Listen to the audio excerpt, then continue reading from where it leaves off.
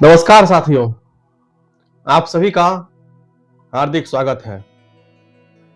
आज हम बात करने जा रहे हैं उस महान चिंतक की, उस राष्ट्र नायक की, उस अद्भुत विचारक की जिनका आज पुण्यतिथि है, पंडित दीनदयाल उपाध्याय जी का। आज उनकी पुण्यतिथि है। उनकी पुण्यतिथि केवल एक तिथि नहीं है, यह हमें उनके विचारों को आत्मसात करने, उनके सिद्धांतों पर चलने और राष्ट्र निर्माण में सक्रिय भूमिका निभाने की प्रेरणा देती है। आज के इस विशेष वीडियो में हम जानेंगे उनका जीवन परिचय, उनका संघर्ष, उनका एकात्म मानववाद, राजनीति में उनका योगदान और आज के भारत में उनकी प्रासंगिकता। तो चलिए उनकी प्रारंभिक जीवन की अगर बात करें तो पंडित दीनदयाल उपाध्याय जी का जन्म 25 सितंबर 1916 को उत्तर प्रदेश के मथुरा जिले के चंद्रभान गांव में हुआ था। उनके पिता का नाम भगवती प्रसाद उपाध्याय और माता का नाम रामप्यारी देवी था। बचपन से ही उनका जीवन संघर्षों से भरा रहा। जब वे मात्र 2.5 वर्ष के थे, उनके पिता का देहांत हो गया और कुछ ही वर्षों बाद उनकी माता भी उन्हें छोड़कर चली गई। सोचिए, एक छोटा बालक, माता पिता का साया नहीं है, लेकिन मन में अद्भुत धैर्य और दृढ़ संकल्प। उन्होंने कठिन परिस्थितियों में भी अपनी पढ़ाई नहीं छोड़ी। वे मेधावी छात्र थे। उन्होंने सीकर, पिलानी और कानपुर में शिक्षा प्राप्त की। वे हर परीक्षा में प्रथम आते थे। उन्हें कई छात्रवृत्तियां भी मिली। दीनदयाल जी का जीवन अत्यंत सरल था। न कोई दिखावा, न कोई लालसा, न पद का अहंकार। वे साधारण धोती कुर्ता पहनते थे, सादा भोजन पसंद करते थे और जीवन का प्रत्येक क्षण राष्ट्र सेवा को समर्पित था। उन्होंने विवाह नहीं किया था। उन्होंने अपना पूरा जीवन समाज और राष्ट्र के लिए समर्पित कर दिया। छात्र जीवन में ही वे राष्ट्रीय स्वयंसेवक संघ यानी आरएसएस से जुड़ गए थे।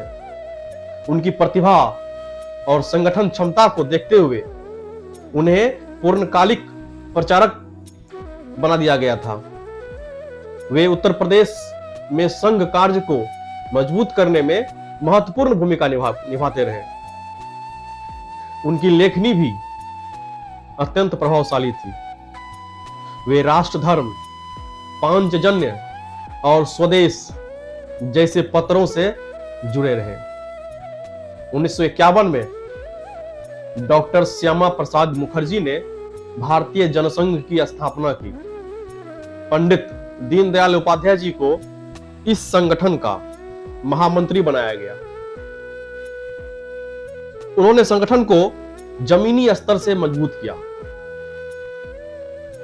गांव-गांव जाकर कार्यकर्ताओं को उनसे जोड़ा, राजनीति को सेवा का माध्यम बनाया। उनका मानना था, राजनीति सत्ता प्राप्ति का साधन नहीं, समाज सेवा का माध्यम है।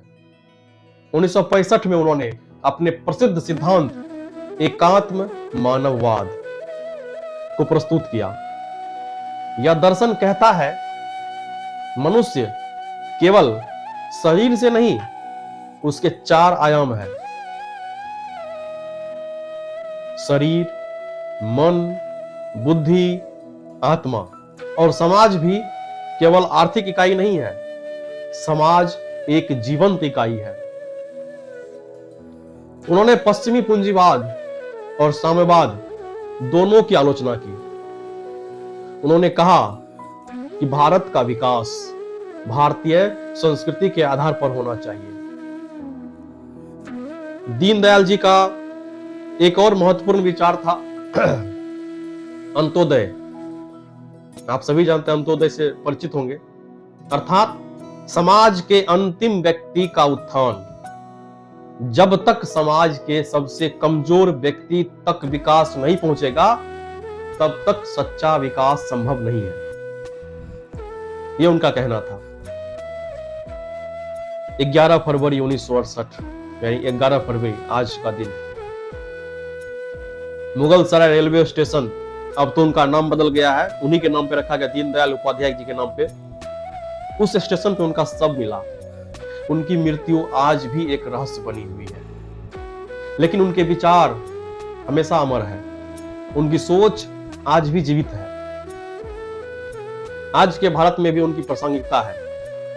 आज जब हम आर्थिक विकास, आत्मनिर्भर भारत, सामाजिक समरसता और सांस्कृतिक पुनर्जागरण की बात करते हैं, तो हमें दीनदयाल जी का दर्शन याद आता है। उनका एकात्म मानववाद आज भी भारत के विकास मॉडल की आत्मा है। प्रिय युवाओं, दीनदयाल जी का जीवन हमें सिखाता है, संघर्ष से मत डरिए, सादगी अपनाइए, राष्ट्र को सर्वोपरि रखिए, समाज के अंतिम व्यक्ति के लिए सोचिए। आज भारत को ऐसे ही युवाओं की आवश्यकता है। आज उनकी पुण्यतिथि पर आइए हम सब संकल्प लें कि हम राष्ट्रहित को सर्वोपरि रखेंगे, हम समाज सेवा को अपना कर्तव्य मानेंगे, हम भारतीय संस्कृति और मूल्यों को आगे बढ़ाएंगे।